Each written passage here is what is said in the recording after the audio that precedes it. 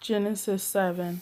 And the Lord said to Noah, Come with all your household into the ark, for I have seen you to be righteous, upright, and in right standing before me in this generation.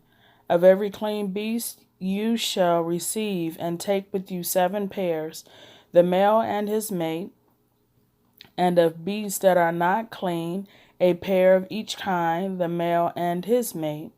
Also the birds of the air, 7 pairs, the male and the female, to keep seed, their kind, alive over all the earth or land. For in 7 days I will cause it to rain upon the earth, 40 days and 40 nights, and every living substance and things that I have made I will destroy, blot out, and wipe away from the face of the earth. And Noah did all that the Lord commanded him. Noah was 600 years old when the flood of waters came upon the earth or land. And Noah and his sons and his wife and his sons' wives went with him, went into the ark because of the waters of the flood. Of clean animals and of animals that are not clean, and of birds and fowls and of everything that creeps on the ground, there went in 2 and 2 with Noah into the ark, the male and the female, as God had commanded Noah. And after the 7 days the flood waters came upon the earth or land. In the year 600 of Noah's life, in the 17th day of the 2nd month, that same day all the fountains of the great deep were broken up and burst forth, and the windows and floodgates of the heavens were opened, and it rained upon the earth 40 days and 40 nights. On the very same day Noah and Shem, Ham, and Japheth, the sons of Noah, and Noah's wife, and the 3 wives of his sons with them, went into the ark. They and every wild beast according to its kind, all the livestock according to their kind, every moving thing that creeps on the land according to its kind, and every fowl according to its kind, every winged thing of every sort. And they went into the ark with Noah, 2 and 2 of all flesh, in which they were the breath and spirit of life. And they that entered, male and female of all flesh, went in as God had commanded Noah. And the Lord shut him in and closed the door round about him. The flood, that is, the downpour of rain, was 40 days upon the earth, and the water increased and bore up the ark, and it was lifted high above the land. And the waters became mighty and increased greatly upon the land, and the ark went gently floating upon the surface of the waters. And the waters prevailed so exceedingly and were so mighty upon the earth that all the high hills under the whole sky were covered.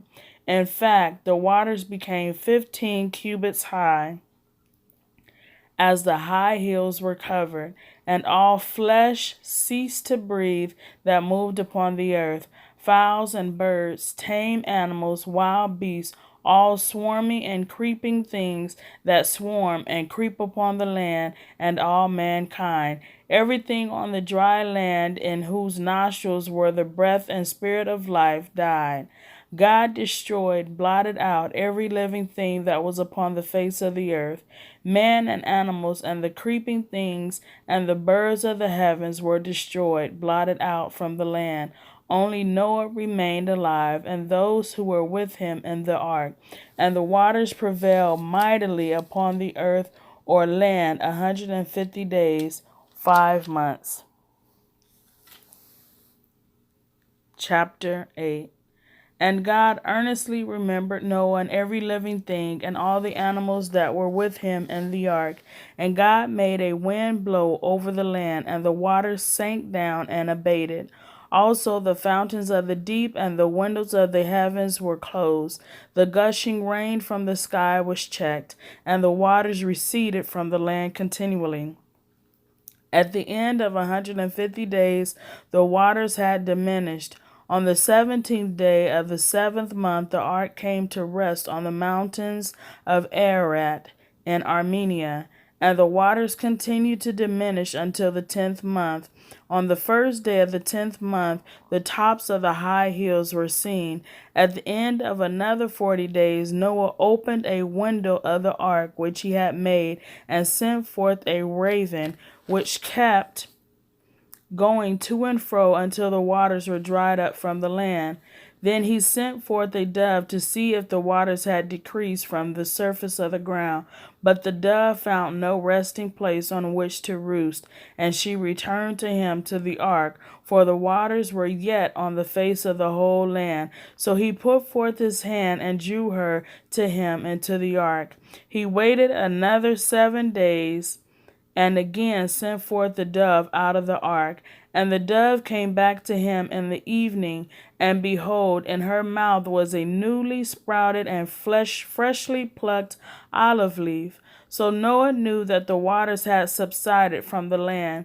Then he waited another 7 days and sent forth the dove, but she did not return to him any more.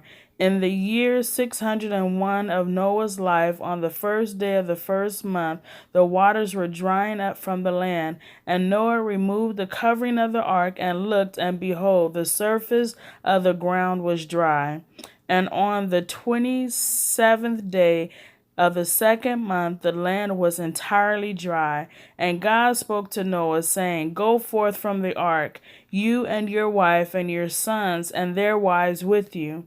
Bring forth every living thing that is with you of all flesh, birds and beasts, and every creeping thing that creeps on the ground, that they may breed abundantly on the land, and be fruitful and multiply upon the earth. And Noah went forth, and his wife, and his sons, and their wives with him, after being in the ark 1 year and 10 days. Every beast, every creeping thing, every bird, and whatever moves on the land went forth by families out of the ark. And Noah built an altar to the Lord, and took of every clean 4-footed animal, and of every clean fowl or bird, and offered burnt offerings on the altar. When the Lord smelt the pleasing odor, a scent of satisfaction to his heart, the Lord said to himself, I will never again curse the ground because of man, for the imagination, the strong desire of man's heart is evil and wicked from his youth. Neither will I ever again smite and destroy every living thing as I have done. While the earth remains, seed time and harvest, cold and heat, summer and winter, and day and night shall not cease. May the Lord add a blessing to the hearing and reading of his word.